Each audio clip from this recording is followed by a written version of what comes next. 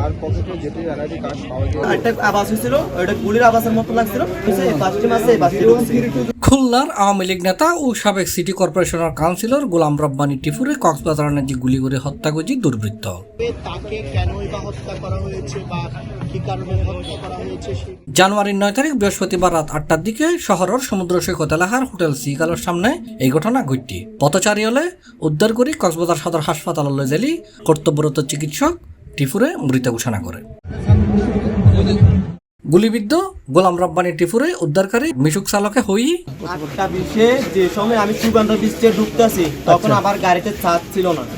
আমি যে সময় গ্যারেজে যাওয়ার সময় আমি মানে যাওয়ার জন্য রেডি হয়েছি, তখন আমার গাড়ি নিয়ে আমি চালাতে যাওয়ার সময় আমি বাম সাইডে যাইতেছি গা, ও ট্যান্সার আসার পরে একটা আওয়াজ হয়েছিল, ওটা গুলির আওয়াজের মতো লাগছিল, আবার ওই কম্বার আওয়াজের মতো লাগছিল।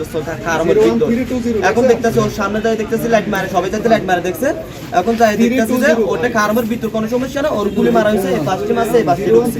তো আমি ওর পরে যেতে দেখছি, পরে যাওয়ার সময় যেতে দেখছি আমি গাড়িটা সাইড করে আমি তাড়াতাড়ি অনেকজনের বলছিলাম একটু ধরার জন্য, কোনো মার পুঁতে দৌড় নাই ওরে, সবাই আরো আমার বলছে যে তুই দৌড়িস না, তুইও দৌড়লে তুই বাঁচি যাবি। আমি মনে করলাম আমি বাঁচলাম আল্লাহর উপর যদি ফেরত আসে আমি বেঁচে যাবো, যদি না বাঁচতে পারলে আমি এই জায়গায় মরে যাবো। বাস এই মানুষটার আগে হসপিটাল নিয়ে যাই। আমি যে সময় আমার গাড়িতে তুলতেছি তখনও পরান ছিল, নিঃশ্বাস ছিল, গাড়ির ধরে মানে আমি হসপিটাল আসার সময় তখনও নিঃশ্বাস ছিল, শুধু একটু হসপিটালে কিছু বলছে কিনা তোমাকে আসানোর সময়? কিছু বলার ছিল না, ওর কিছু বলেনি আমার। ওর হাতে দুটো ফোন ছিল, একটা আইফোন ছিল আর একটা হচ্ছে মানে আপনার ভিভো মনে হয়, আর ওর মানি ব্যাগে পাওয়া গেছে ট্রাভেল লাইসেন্স আর একটা হচ্ছে স্মার্ট কার্ড আর টাকা হইছে 1700 টাকা কারা মেরেছে কিছু দেখেছেন কিনা? না কিছু দেখিনি। ও কিছু বলে নাই তোমাকে? তোমার কি মনে হয় সে পর্যটক নাকি? মানে সমুদ্র সৈকতের পারে নাকি মেইন রোডে পেয়েছেন? মেইন রোডের পাশে যেগুলো হাঁটার জন্য হ্যাঁ ফুটপাতে পাইছি আমি তারে। জানা গিয়ে টিপু খুলনা সিটি কর্পোরেশনের দৌলতপুর দেয়ানাপাড়া এলাকার মোহাম্মদ গোলাম আকবরের ফুয়া।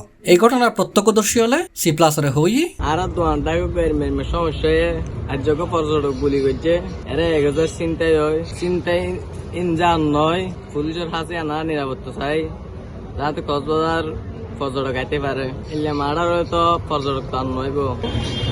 আসলে আমাদের এই পর্যটন এলাকার মধ্যে চিন্তাই থাকে, প্রতিদিনে মানে আপনার টুরিস্টের লোকদেরকে জামা কাপড় ব্যাগ অনেকগুলো চুরি করে যারা সিটে থাকে, এটা প্রতিদিনে হয়, যেটা আমরা দেখি মাঝে মাঝে অনেকে ব্যাগ চুরি করে নিয়ে যায়। এখানকার মানে পাহারাদার হিসাবে বলে থেকে তারা কি করে ব্যাগ নিয়ে চলে যায়। তা আমরা এটা চাই যে আপনাদের এখানে আরো এখানে গার্ডটা ভালো হয়, সবাই যেন এটা একটু ভালো করে দেখে, যেন টুরিস্টরা নিরাপদ হিসাবে আসে। আমরা টুরিস্টরা যখন আসি তখন আমরা একটা চাই নিরাপদ, তা আমরা সেটা চাই এখানে যেন নিরাপদ হয়, যেন খারাপ কিছু না হয়। আর ঘটনা সম্পর্কে RAB 15 lieutenant colonel SM. Sajjad Hossain জানাই পিরিয়ডিক্যালি কিছু টুকটাক ঘটনা ঘটছে। দেন যে আজকে যে ঘটনাটা ঘটলো, এটা আজকে সন্ধ্যার পরে প্রায় 1:20 দিকে অ্যারাউন্ড একজন নাগরিক এসে একজন লোককে তার পরিচয় যেটা আমরা পেয়েছি এনআইডির মাধ্যমে, তিনি খুলনা থেকে আগত এবং আরও যেটা তথ্য যেটা পেয়েছি তিনি আজকেই কক্সবাজারে এসেছিলেন এবং বাকিটা কি উদ্দেশ্যে এসেছিলেন, কেন এসেছিলেন, কারা কি করেছেন সেই মোটিভটা আমরা এখনো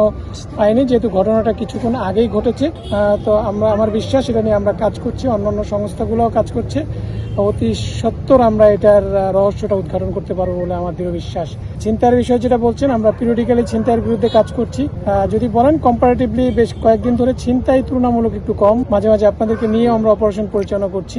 আই হোপ যে আমাদের এই অভিযান কন্টিনিউ থাকবে। বিশেষ করে আজকে যে ঘটনাটা ঘটলো, এটা আমাদের প্রায়োরিটি হচ্ছে নাম্বার 1, এটার রহস্য উদ্ঘাটন না করা পর্যন্ত আমাদের এই অভিযান বা আমাদের তদন্ত চলমান থাকবে। এটা একটা ন্যাক্কারজনক ঘটনা, যেটা আমাদের কক্সবাজার একটা টুরিস্ট এলাকা, যেটা কোনোভাবেই কাম্য না যে ঘটনাটা ঘটেছে।